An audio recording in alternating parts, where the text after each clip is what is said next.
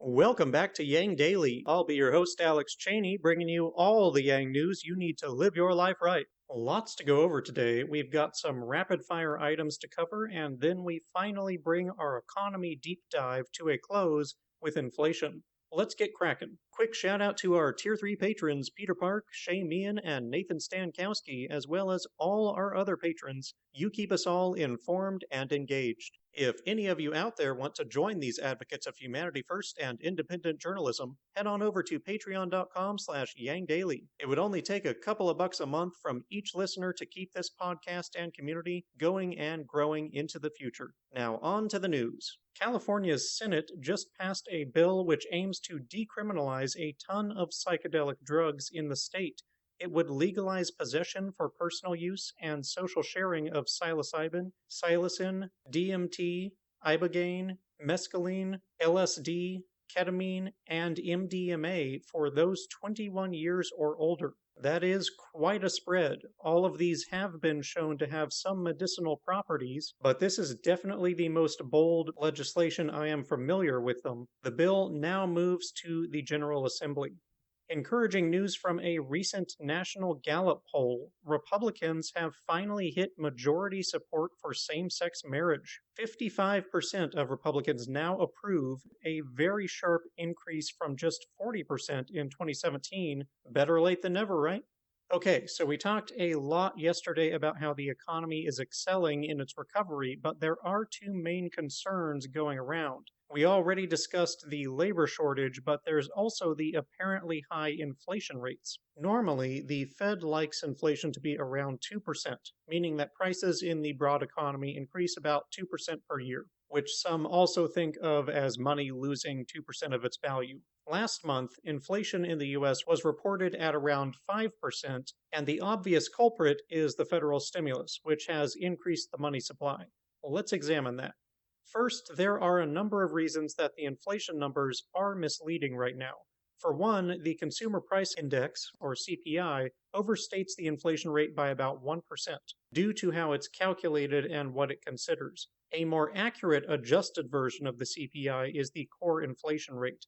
By excluding highly volatile commodities that don't reflect long-term trends, such as food and energy, which are 7 times more volatile than the rest of the economy, we can get a better picture of what we really care about, which is whether the economy as a whole is experiencing price increases and whether they will be lasting. For example, core inflation in April was 3%, which is over a quarter lower than the 4.15% unadjusted CPI. Then there's the biggest piece of the illusion, which arises from inflation being an annual comparison. It compares prices now to prices a year ago. Considering a year ago we were in the depths of a pandemic, with most businesses shut down and prices sharply lower than normal, you can see how that might be a misleading comparison. Even if prices right now were at pre-pandemic levels, inflation would still be showing high simply because prices were abnormally low a year ago during the pandemic. This also inflates the inflation number by about 1%.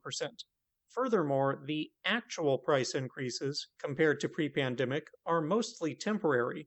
Ironically, they are a symptom of the speedy recovery that we talked about yesterday, rather than from increased money supply. Demand has rebounded faster than production can accommodate just yet. It'll balance out over the next few months, but is currently creating an imbalance that leads some suppliers to increase the prices a bit, much like it's creating a temporary imbalance in the labor market.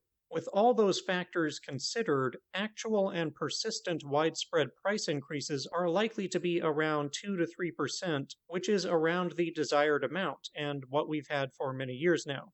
Just like with the labor shortage, politicians and propagandists are going to prey on ignorance of these details to try and scare people into serving their narratives and interests. We would be much wiser to heed how stimulus has left Americans and the economy in better shape than it was pre-pandemic than to back away from a winning strategy due to misinformation. Over the next year, time should bear out the truth on inflation, but we already know the massive benefits of stimulus. Speaking of cash infrastructure, a recent poll of New Jersey residents found that a whopping 77% support the new basic income pilot, with just 14% opposed.